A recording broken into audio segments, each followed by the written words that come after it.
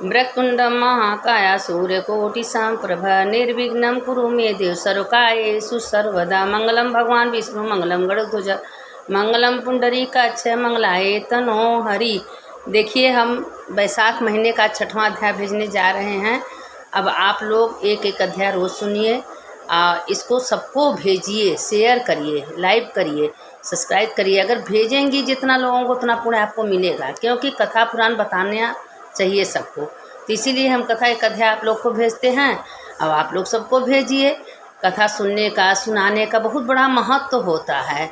तो इसीलिए कहते हैं ना कि कथा तो बैसाख महात्म में, बैसाख मास में एक भी घड़ी अगर कथा सुन लिया जाए तो उसका समस्त पाप नष्ट हो जाता है।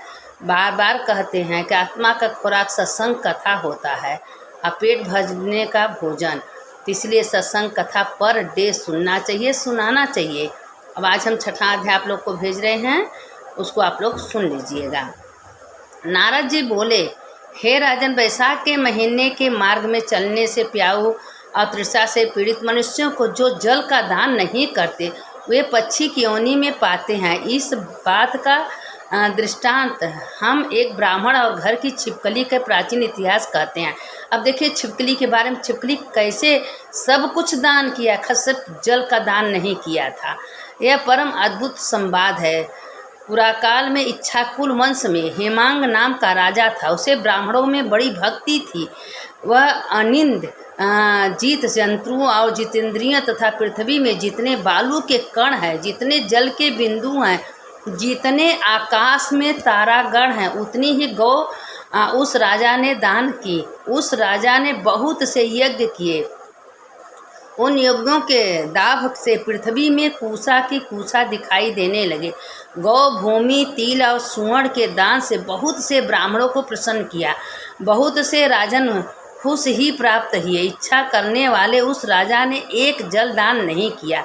ब्रह्मापुत्र महात्मा वशिष्ठ जी ने उसे ज्ञान कराया कि जल का दान करो, परंतु उसने दुर्बुद्धि और हेतुवश जल का दान नहीं किया। देखिए जल बिंदु कितना महत्व। बैसाख महीने में जल ज़बरदस्ती सबको पिलाना चाहिए। अगर कोई आपके घर में आ गया, भैया पानी पी लो, प्यास लगी होगी, बंदरों को, गाय को पानी रखिए, चिड़ियों को पानी रखिए। जल का बहुत बड़ा महत्व है। तो कहा कि जल तो बिना मूल्य का मिलता है। वो सोचा कि जल तो बिना पैसे के मिलता है और सब तो पैसा से मिलते हैं। तो उसने कहा कि जल तो बिना मूल्य का मिलता है, जल दान से क्या फल मिलेगा। और ब्राह्मण के निमित्त जल का दान नहीं किया। वह राजा लूले, लंगड़े, दलिद्री और जीविकाहीन ब्राह्मणों को सेवा करता था। वह वेद पाठी, तत्वज्ञानी और ब्रह्मवादियों की पूजा नहीं करता था। और कारण यह था कि राजा यह कहता था कि ज्ञानी ब्राह्मणों की पूजा तो सब ही करते हैं, अनाथ अनपढ़, लूले, लंगड़े, ब्राह्मण और दलिद्री की गति बड़ी खराब है। यही लोग दया के पात्र हैं। वह कुपात्र के निमित्त दान देता था। इस भारी दोष के कारण उसने जन्म प्रयत्न चातक की योनि पाई। एक जन्म गीध बना, फिर 7 जन्म कुत्ते की योनि प्राप्त हुई। फिर से हे राजन, वह राजा घर में छिपकली की योनि में जाकर पड़ा।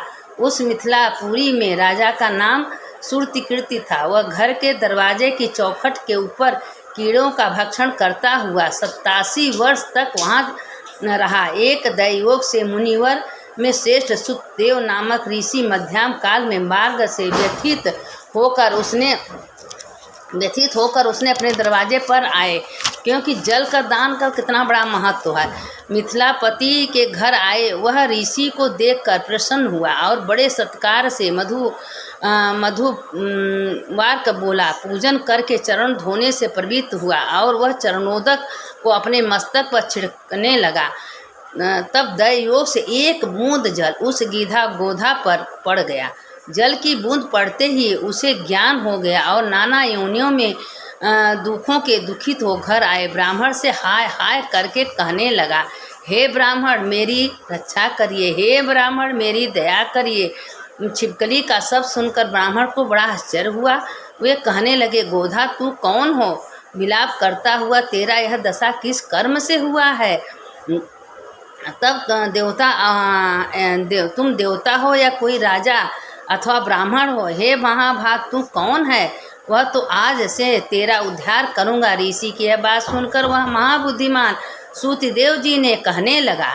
अब देखिए, एक बूंद जल से उसकी बुद्धि सुधर गई, क्योंकि तपस्वी ज्ञानी थे, ऋषि थे। सूतदेव जी कहने लगे कि हे ब्राह्मण, मेरा जन्म इच्छा कुल में हुआ था। मैं वेदाधि शास्त्रों का बड़ा ज्ञाता था। पृथ्वी में जितने रज के कण, जितने जल के बिंदु, जितने आकाश में तारागण, उतनी गौओं का दान किया, बापी बनवाया, तालाब बनवाया, अनेकों दान दिए और धर्म पूर्वक राज्य किए। तो फिर मेरी यह दुर्गति हुई और स्वर्ग न मिला। 3 वर्ष चातक की योनि, 1 वर्ष गिद्ध की योनि, 7 जन्म तक कुत्ते की योनि पाई। यह राजा आपके चरणों के छिड़क रहा था, एक बूंद उछल कर मेरे ऊपर आ पड़े। इसीलिए लोग कहते हैं दरवाजे पर जल छिड़कना चाहिए, घर में जल छिड़कना चाहिए।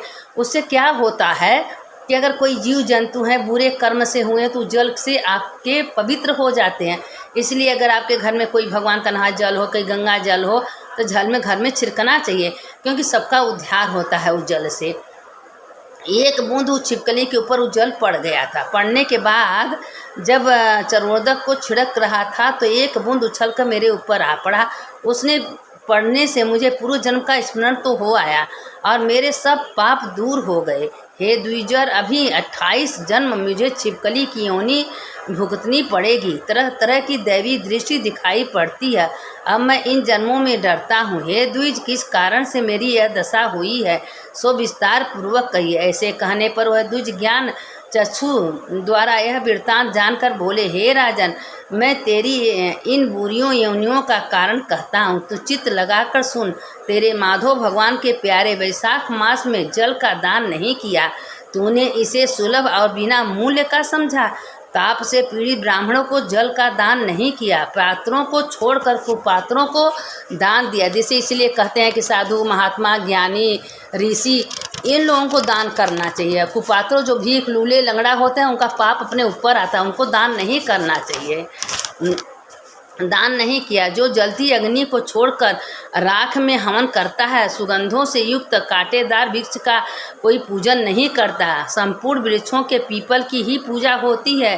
तुलसी के वृक्ष छोड़कर कटेरी का पूजन क्यों नहीं करते? लूले लंगड़े केवल दया के पात्र होते हैं, पूज्य नहीं। तपस्वी, ज्ञानी, वेदाधि शास्त्रों के जानने वाले विष्णु भगवान के स्वरूप होते हैं। वे सदा मूल्य हैं, वह सदा पूज्य हैं, वह ज्ञानी हैं, विष्णु भगवान के अत्यंत प्यारे हैं।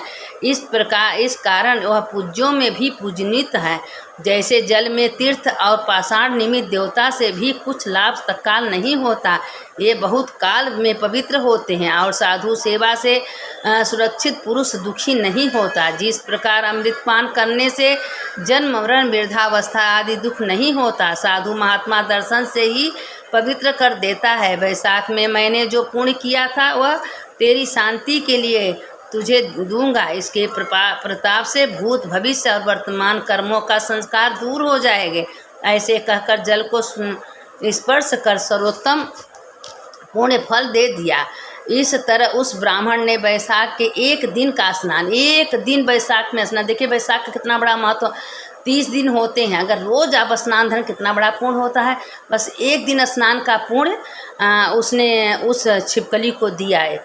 एक दिन स्नान किए का फूल उसे पुण्य उसे दे दिया, तब उसके संपूर्ण पाप दूर हो गए और गोधा की योनि त्याग कर वह दिव्य विमान पर चढ़कर दिव्य माला, वस्त्र, आभूषण पहन मिथिलापुरी महल में भीतर हाथ जोड़कर परिक्रमा दे नमस्कार कर आज्ञा ले स्वर्ग को चला गया।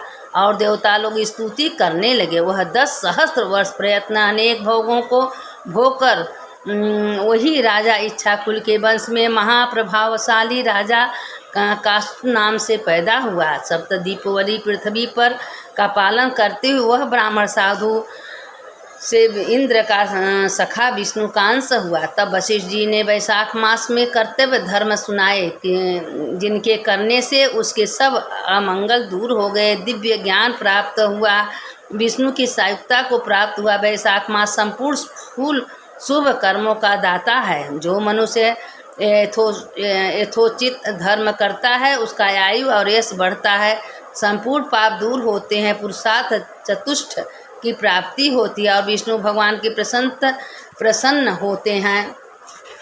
इसलिए विष्णु भगवान उसे प्रसन्न होते हैं। ब्राह्मण, क्षत्रिय, वैश्य, शूद्र ये सब सुवर्ण, ब्रह्मचारी, गृहस्थ, वानप्रस्थ और सन्यासी, इन चारों आश्रम वासी को वैशाख मास के कहे धर्मों को करना चाहिए।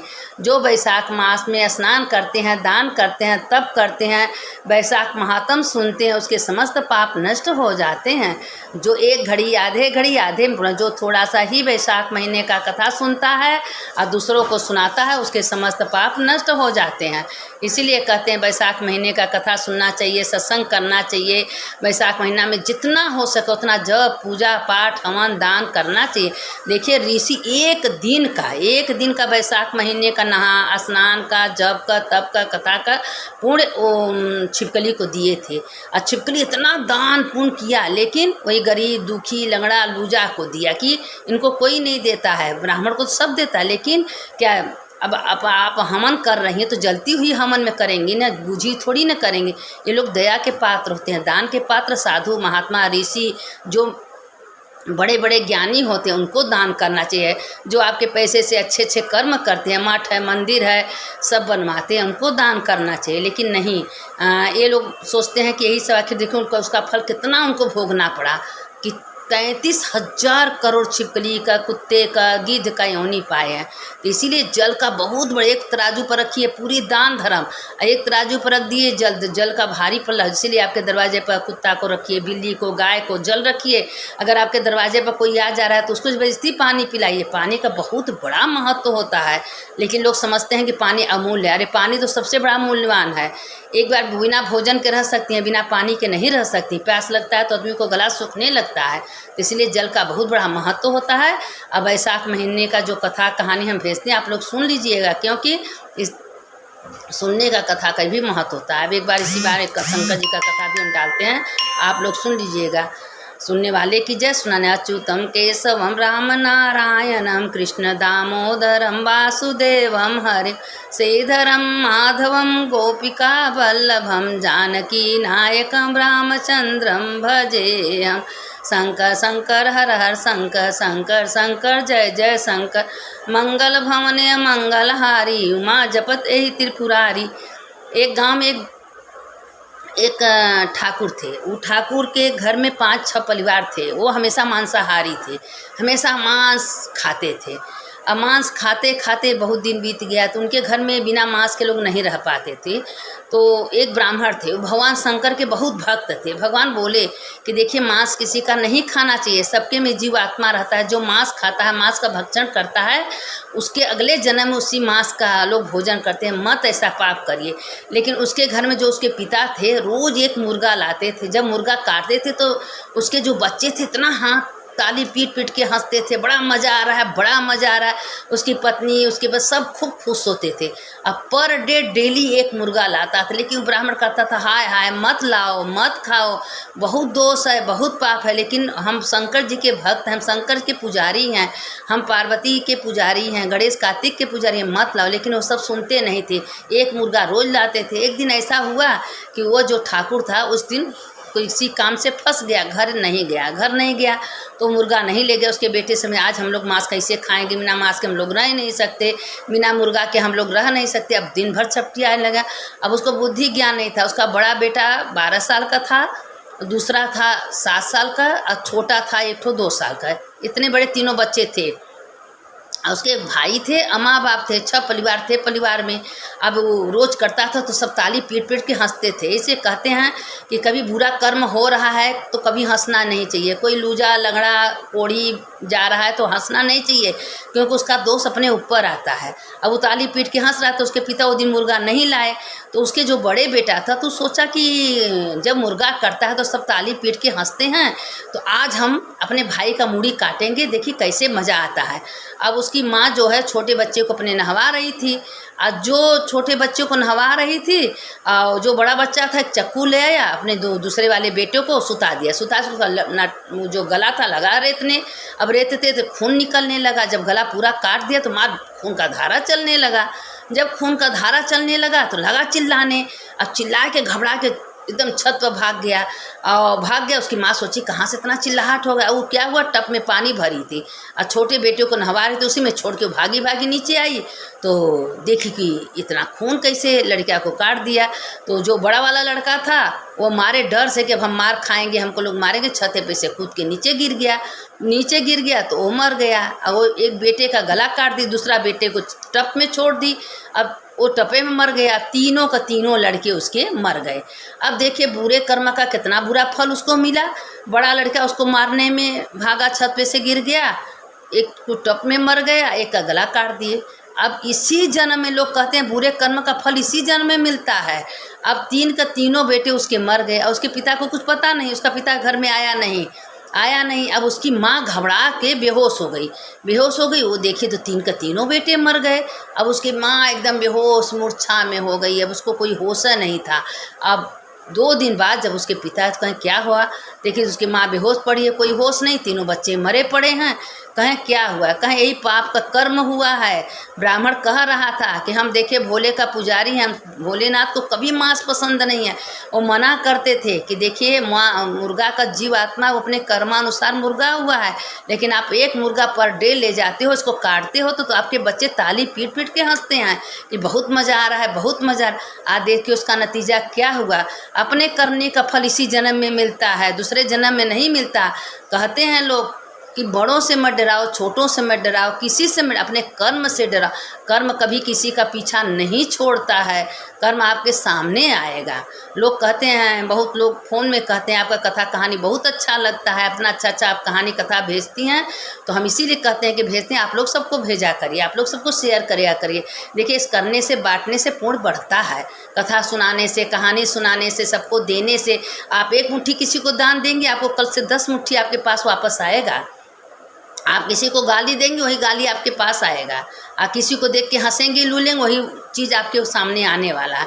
इसीलिए कहते हैं कि अच्छा कर्म करिए, मंदिर जाइए, सत्संग करिए, कथा सुनिए, किसी का बुराई मत करिए, क्योंकि किसी का बुराई करेंगे, अपना जो धर्म कर रही हैं उसको दे रही हैं, उसका पाप अपने ऊपर ले रही हैं। तो क्यों हम किसी का बुराई करें, नहीं करना चाहिए। बस भगवान का नाम लीजिए, उठते चलते बैठते, झाड़ू लगाते, काम करते, देखिए अपने कर्म का फल। अब 1 माला जब करेंगे तो 4 माला आपके वापस आएगा। भगवान उसका हर चीज़ देखा लेखा करते हैं। शाम के प्रदोष काल में शंकर पार्वती रोज़ निकलते हैं, क्योंकि पृथ्वी का मालिक भोलेनाथ हैं, और रोज़ निकलते हैं देखने के लिए कि मेरा कौन नाम ले रहा है, कौन जप कर रहा है, कि मेरा कौन आराधना कर रहा है। तो इसीलिए कहते हैं कि हमेशा भगवान का नाम लीजिए, सत्संग करिए, कथा कहानी सुनिए, अच्छी बातें बोलिए, नहीं तो अपना ही कर्म कभी छोड़ेगा नहीं, आपके सामने आके रहता है, पीछा अपना कर्म कभी नहीं छोड़ता है। तो इसीलिए कहते हैं अच्छा कर्म करिए। सुनने वाले की जय, सुनाने वाले की जय। जो सुनता है उसका जय भी होता है, जो सुनाता है उसका भी जय होता है। शंकर शंकर हर हर शंकर, शंकर शंकर जय जय शंकर। मंगल भवने मंगलहारी, उमा जपत एहि त्रिपुरारी। हर हर महादेव, हर हर महादेव, हर हर महादेव।